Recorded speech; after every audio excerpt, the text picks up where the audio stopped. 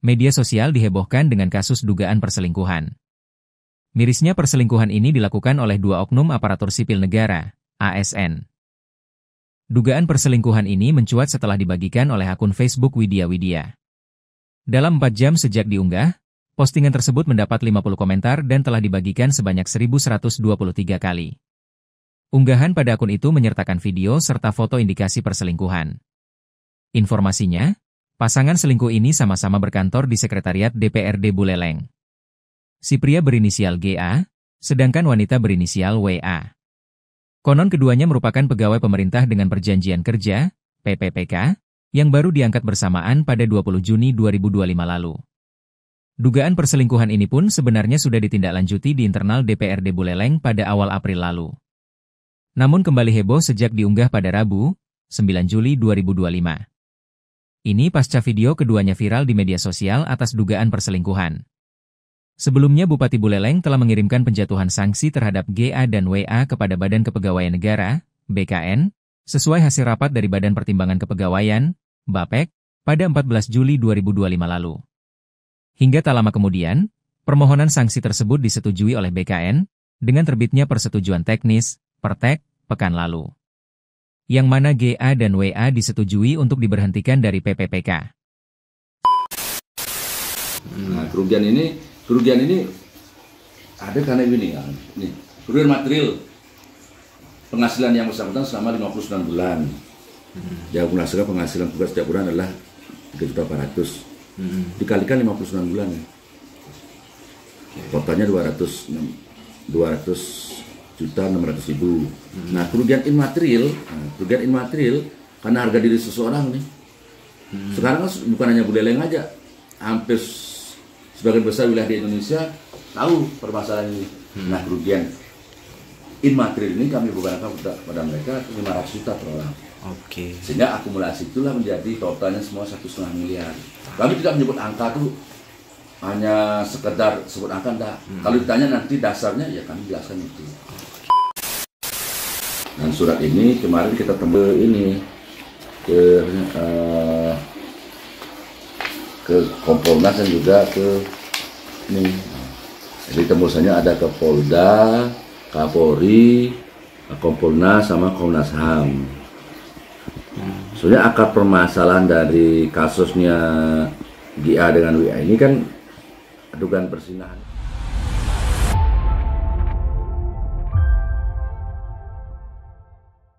Artinya kan berarti gugatan yang disampaikan ini terkait dengan pembatalan SK pemberhentian ya Pak Jero ya. Biar artinya ketika mereka sudah SK itu dibatalkan, mereka bisa harapan mereka bisa kembali lagi berarti Pak Jero untuk menjadi P3K itu ya Pak Jero. Begini ya, di pokok gugatan kami dari sekian gugatan kami itu ada beberapa hal yang kami pertegas. Yang pertama ada begini, kami kan mempersoalkan SK pemecatan. Ketika nanti gugatan kami maju, kami minta agar SK pemecatan itu dicabut. Ketika itu dicabut, yang bersangkutan kembali lagi dipekerjakan seperti sedia kala. Nah, banyak orang juga bertanya-tanya nih, kenapa kami sampai menggugat hampir 1,5 miliar ya? Nah itu gugatan kami dasarnya begini. Si GA dengan WA ini, mereka kan dikontrak 5 tahun. Dan saat ini mereka baru menerima 1 bulan gaji. Berarti ada 59 bulan yang belum mereka terima. Nah, ketika mereka dipecat, mereka kan kehilangan ini gaji ini. Nah, akumulasi gaji mereka selama 59 bulan itulah yang kita jadikan dasar untuk ganti rugi dulu. Kerugian materialnya itu ya. Kerugian material ditambah dengan kerugian immaterial berupa apa? Harga dirinya dia. Jadi sebenarnya 1,5 miliar itu untuk 2 orang. Untuk 2 orang. Yang mana satunya ada 700 jutaan, yang satunya 700 jutaan. Gaji mereka kan satunya 3.700.000, satunya 3.400.000. Kami akumulasikan itu selama 59 bulan. Nah, ketika nanti SK pemecatan atau pemutusan kerjaan dicabut, ya kami tidak akan minta ganti rugi. Oh begitu. Itu kok bisa. Jadi kalau dicabut ganti rugi harus gugur. Tapi kalau tidak dicabut ganti rugi harus bayar. Karena begini dalam pasal itu, barang siapa melakukan perbuatan sehingga menimbulkan kerugian bagi yang bersangkutan, dibebankan kewajiban untuk mengganti kerugian itu. Itu hanya masuk kategori perbuatan melawan hukum. Itu boleh kita. Karena apa? Karena pemecatan ini kan menjadikan dia kehilangan hak. Ya. Hak itu yang tidak dimintakan. Tapi kalau misalkan pemutusan kerjanya dikembalikan, artinya SK-nya dicabut, udah kembali kerja kan tidak kita nuntut apa-apa.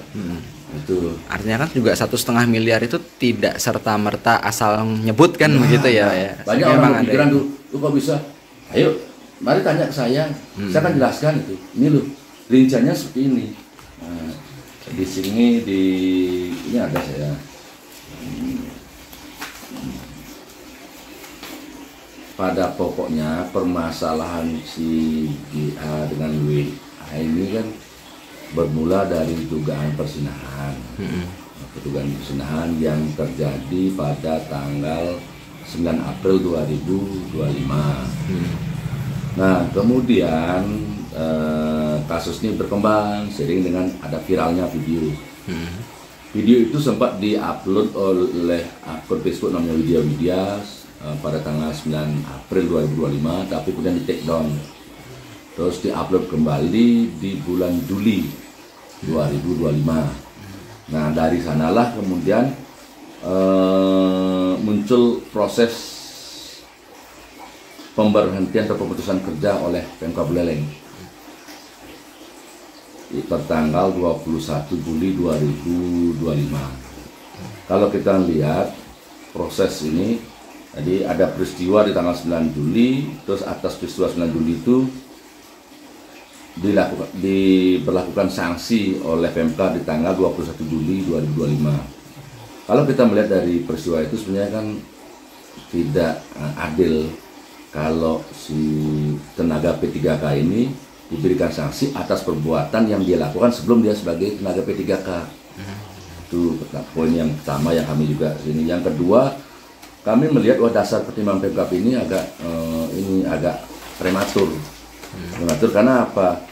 Di sana Pemkab menyatakan bahwa klien kami ini melanggar pasal 5 ayat 2, itu perjanjian kerja.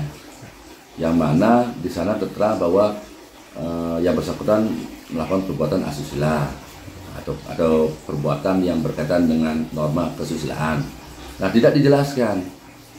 Kalau kita merujuk ke ketentuan di atasnya, itu di PP 49 tahun 2018, khususnya di pasal 53 ayat 2 tentang manajemen pegawai pemerintahan dengan perjanjian kerja, ada 3 syarat untuk pemberhentian itu. Yang pertama, seseorang telah melakukan perbuatan yang ancaman pidananya sekurang-kurangnya 2 tahun. Yang kedua, yang bersangkutan telah melakukan perbuatan pelanggaran berat. Nah, bicara pelanggaran berat ini kan jelas ada acuannya. Seseorang dikategorikan melakukan pelanggaran berat seperti apa, kan harus ada jelas. Yang ketiga adalah yang bersangkutan tidak memenuhi target kinerja. Asumsi saya, Pemkab Buleleng menggunakan yang poin 2 itu. Nah, jadi klien saya dinyatakan telah melakukan perbuatan yang termasuk kategori pelanggaran berat. Acuannya adalah laporan kepolisian. Nah, kalau acuannya laporan kepolisian, mestinya Pemkab Buleleng itu menunggu dulu sampai ada putusan pengadilan yang berkekuatan hukum tetap yang menyatakan bahwa klien saya itu terbukti secara sah melakukan perzinahan. Ini belum ada apa-apa. Nah, karena ketidakpastian hukum ini berpotensi terjadinya pelanggaran hak asasi manusia. Hak seseorang memperoleh pekerjaan, hak seseorang berpenghidupan yang layak. Ini, jadi ketidakpastian hukum ini. Oleh karena itu, kami bersurat kepada Kapolres Buleleng, minta ada ketegasan dari Kapolres. Agar ada kepastian hukum. Kalau memang klien kami telah memenuhi unsur dan ada sekurang 2 alat bukti permulaan yang cukup, silakan jadikan klien kami tersangka.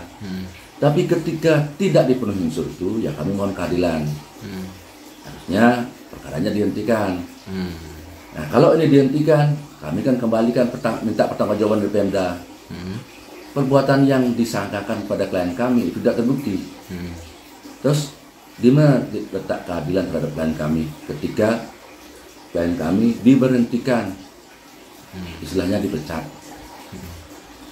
Nah, terkait dengan ketentuan hukum, jadi setiap orang yang merasa keberatan dengan keputusan pejabat tata usaha negara, dalam hal ini bupati, ya kita boleh mengambil beberapa langkah. Salah satunya langkahnya adalah kita mengajukan keberatan dulu. Nah, keberatan terkait dengan keberatan itu, klien kami sudah bersurat.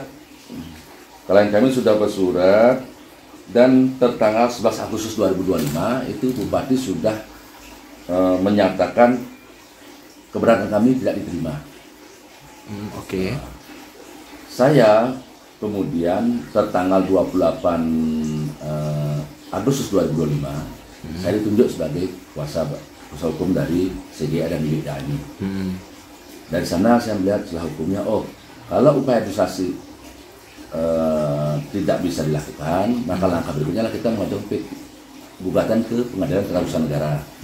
Nah, di sini saya baru mengetahui kalau emang ada ketentuan hukum baru PP 79 tahun 2021 yang menyatakan bahwa terkait dengan upaya perlawanan atas keputusan pejabat tata usaha negara itu, kita tidak ke Pengadilan Tata Usaha Negara di Denpasar, bukan ke sana. Oke. Justru gugatan itu harusnya diajukan ke Pengadilan Tinggi Tata Usaha Negara di Mataram. Gitu. Jadi Pengadilan Tinggi Tata Usaha Negara di Mataram itu mewilayahi 3 provinsi, yaitu Bali, NTB, dan NTT. Oh, gitu. Nah, sebelum mengajukan gugatan ke Pengadilan Tinggi Tata Usaha Negara yang di Mataram, kita diwajibkan untuk melakukan pertama keberatan administrasi, yang kedua adalah banding administratif. Oke. Nah, kemarin ketika kami mengajukan gugatan ke PT UN Denpasar atas arahan pihak PT UN Denpasar, kami kemudian mengambil sikap mencabut gugatan dengan alasan yang pertama, karena ada syarat formil yang belum terpenuhi. Oke. Nah, jadi biar kami tidak sia-sia, kalau itu dilanjutkan pasti gugatan kami ditolak. Kami yakin, karena apa? Syarat formil sudah tidak terpenuhi. Apa itu syarat formilnya? Karena sampai dengan saat kami ajukan gugatan itu, kami belum mengajukan banding administratif ke BKN. Oke. Itu di BKN ada namanya Badan Pertimbangan Aparatur Sipil Negara atau BPASN. BPASN ini terdiri dari, kalau nggak salah, sekitar 5 atau 6 kementerian itu. Jadi mereka yang menyidangkan nanti. Nah, itu upaya itu sudah kami lakukan. Jadi kami sudah lakukan per tanggal 4 September kemarin. Nah, ini suratnya ini bukti pengiriman kami. Ini ada 2 kami ajukan.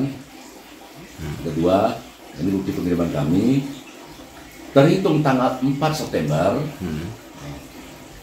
upaya administratif, banding administratif dari kami sudah kami ajukan. Dan sesuai dengan ketentuan PP 79 itu, permohonan banding ini juga harus ditembuskan ke PPK dalam artian Bupati Buleleng. Dan kami juga sudah tuh. Nah, kalau dilihat dari tanggal diterima surat ini, di ketentuan PP 79 itu diatur bahwa terhitung 21 hari sejak tanggal surat ini diterima, itu Bupati Buleleng wajib membuat bantahan atau sanggahan atas banding ini. Oke. Ketika tidak dilakukan, otomatis haknya PMK Buleleng sudah terabaikan. Kan ada kewajiban membantah. Nah, kalau misalkan sampai 21 hari tidak dibantah surat ini, berarti kan dia membenarkan. Oleh karena itu, BPASN akan menyidangkan perkara ini dengan data yang kami miliki saja. Nah, terus pertanyaannya, ketika ini berproses, BPASN itu punya waktu maksimal 65 hari. Permasalahan yang timbul adalah gugatan ke Pengadilan Tata Usaha atau Pengadilan Tinggi Tata Usaha Negara itu hitung 90 hari sejak surat keputusan dibuat. Nah, kami hasil diskusi kami dengan pihak PT UN Denpasar, mereka menjelaskan bahwa tidak perlu menunggu sampai 65 hari. Yang penting kami sudah bisa membuktikan bahwa kami sudah melakukan satu keberatan, yang kedua banding administratif. Cuma kami menunggu sekarang nih sampai hari ke-21 hari ke-21 ya. Ketika lewat hari ke-21 kami gas langsung ajukan gugatan ke Pengadilan Tinggi Tata Usaha Negara di Mataram. Jadi terkait dengan gugatan ini kami pasti tidak ada kata mundur bagi kami. Jika PMK Buleleng menyatakan dirinya siap, kami pun bersiap itu. Mari kita uji kebenaran masing-masing di Pengadilan Tata Usaha Negara. Siap. Download Tribun X sekarang, menghadirkan lokal menjadi Indonesia.